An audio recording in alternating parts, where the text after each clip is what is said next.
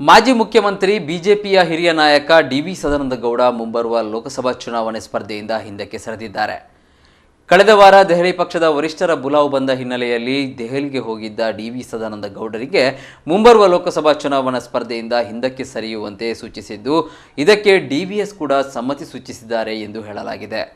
ಇದಕ್ಕೆ ಪುಷ್ಟಿ ನೀಡುವಂತೆ ದಕ್ಷಿಣ ಕನ್ನಡ ಜಿಲ್ಲೆಯ ಕುಕ್ಕೆ ಸುಬ್ರಹ್ಮಣ್ಯಕ್ಕೆ ಬಂದಿರುವ ಡಿವಿಎಸ್ ಅವರು ಯಾವಾಗಲೂ ಇದ್ದ ಹಿಂದಿನ ಡ್ರೆಸ್ ಕೋಡ್ ಕೂಡ ಬದಲಾಗಿತ್ತು.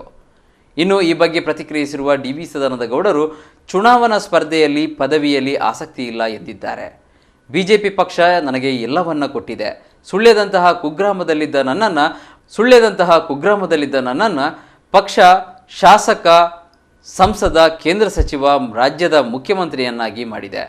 ಬಿ.ಎಸ್. ಯಡಿಯೂರಪ್ಪರ ಬಳಿಕ ಪಕ್ಷದಲ್ಲಿ ಇಷ್ಟೊಂದು ಸ್ಥಾನಗಳನ್ನು ಪಡೆದ ವ್ಯಕ್ತಿ ನಾನೊಬ್ಬನೇ ಆಗಿದ್ದು, ಇನ್ನೂ ಏನಿದ್ದರೂ ಪಕ್ಷವನ್ನು ಗೆಲ್ಲಿಸುವುದರಲ್ಲಿ ಮಾತ್ರ ನನಗೆ ಆಸಕ್ತಿ ಮತ್ತು ನರೇಂದ್ರ ಮೋದಿ ಅವರನ್ನು ಮತ್ತೆ ಪ್ರಧಾನಿಯನ್ನಾಗಿ ಮಾಡುವುದೇ ನನ್ನ ಗುರಿ ಎಂದಿದ್ದಾರೆ. ನನಗೆ ನನ್ನ ಪಾರ್ಟಿ ಎಲ್ಲವನ್ನು ಕೊಟ್ಟಿದೆ. ಪ್ರಾಯಶಃ ಕರ್ನಾಟಕ ರಾಜ್ಯದಲ್ಲಿ ಯಡಿಯೂರಪ್ಪರನ್ನು ಬಿಟ್ಟರೆ ಅತ್ಯಂತ ಹೆಚ್ಚು ಸ್ಥಾನ, ಅದು ಕೂಡ ನಿಮ್ಮಂಥ ಸುಳ್ಯದಿಂದ ಒಂದು ರಿಮೋಟ್ ಒಂದು ತಾಲೂಕು, ಭಾರಿ ಹಿಂದುಳಿದ ತಾಲೂಕಿಂದ ಹೋದಂಥವನಿಗೆ ಎಲ್ಲ ಸ್ಥಾನಗಳನ್ನು ಕೊಟ್ಟಿದೆ.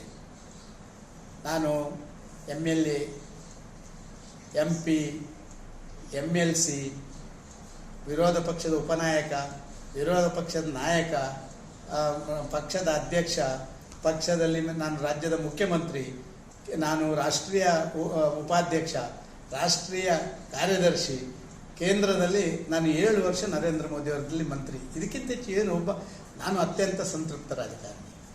ಯಾವುದೇ ಇದಿಲ್ಲ. ನನಗೆಲ್ಲ ಪಾರ್ಟಿ ಕೊಟ್ಟಿದೆ. ಇನ್ನು ನಾನು ಪಾರ್ಟಿಗೆ ಏನು ಕೊಡಬೇಕು ಅದು ಮಾತ್ರ ನನಗೆ ಉಳಿದಿರೋದು. ಆದ ಕಾರಣ ನಾನು ಆ ರೀತಿಯಲ್ಲಿ ನಾನು ಯಾವುದೇ ಎಲೆಕ್ಟ್ರೋರಲ್ ಚುನಾವಣಾ ಇದರಲ್ಲಿ, ಅಂದರೆ ನಿಮ್ಮ ಈ ಎಲೆಕ್ಷನ್ ಚುನಾವಣೆಯಲ್ಲಿ ಆಸಕ್ತನೂ ಅಲ್ಲ, ನಾನು ಯಾವುದೇ ಪದಾಧಿಕಾರಿ ಮತ್ತೊಂದಕ್ಕೂ ಆಸಕ್ತನಲ್ಲ. ಆದರೆ ನನ್ನ ಪಾರ್ಟಿ ಅಧಿಕಾರಕ್ಕೆ ಬರಬೇಕು, ಮೋದಿ ಮತ್ತೆ ಪ್ರಧಾನಮಂತ್ರಿ ಬರಬೇಕು ಅಂತ ಹೇಳೋದರಲ್ಲಿ ಆಸಕ್ತಿ.